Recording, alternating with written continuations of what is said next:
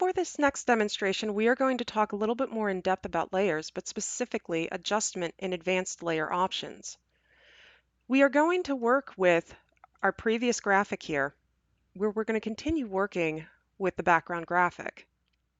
Now, before I can actually do anything with this background graphic here, I am going to have to come over to the Layers panel, and I'm going to have to click off the lock.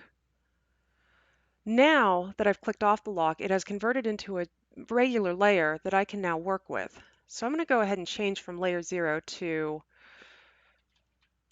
dog. And first thing I'd like to talk a little bit about is actually working up at the top here with both the opacity, but also as far as the blending modes for your layers here. Blending modes can be used on any of the layers, and all you need to do is actually highlight or select the layer to apply it. Now, by default, every layer that you generate in Photoshop will be set to normal. However, clicking on the drop-down, this gives you the opportunity that you can come in and work with multiple options here. So I'm going to go ahead and choose a color burn, for instance.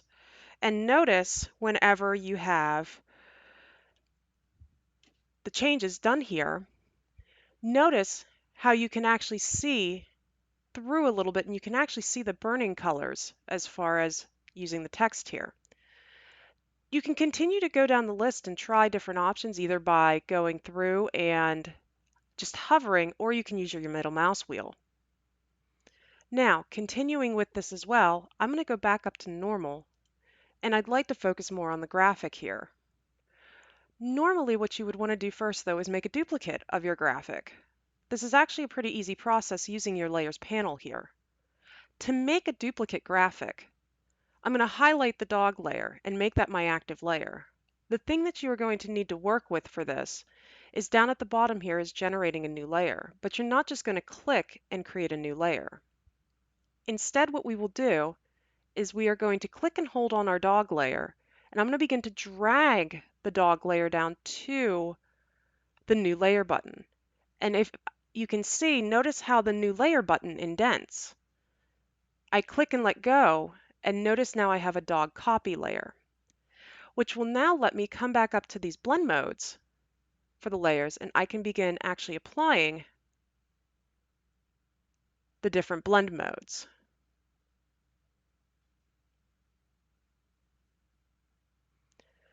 Now, personally here, I think the vivid lights are a little too much. The hard mix, I actually really liked hard light. Kind of made my shadows a little bit darker, makes the eyes and the highlights jump out a little bit more. Really giving some punch to the graphic here. Now, one thing though that I've lost is if I turn off my dog copy layer by using the eye, I've kind of lost that foggy feel to the overall graphic. This can be edited through the use of the opacity option. You can come in and click on the drop down and notice, taking it down a little bit, I'm now starting to get back some of that fog on the wood here. However, the hard light is strong enough right now that I'm still getting some of that punch in the shadows and the highlights here. The other option you have to give your graphic a little bit more emphasis is coming in under the Adjustments panel. The Adjustments panel actually contains a bunch of adjustment layers that you can work with to edit your graphics a little bit more. One of the more common items we use to make images jump out is what we call the Curves layer. I'm going to go ahead and select the Curves layer, and notice what has now happened in your Layers panel here. Above my dog copy, since that was my last active layer, it has now made me an entire curves layer. It is also now changed in the properties panel where I am seeing the curves graph. And now I can change as far as the graph from dark to light, I can change the overall wave.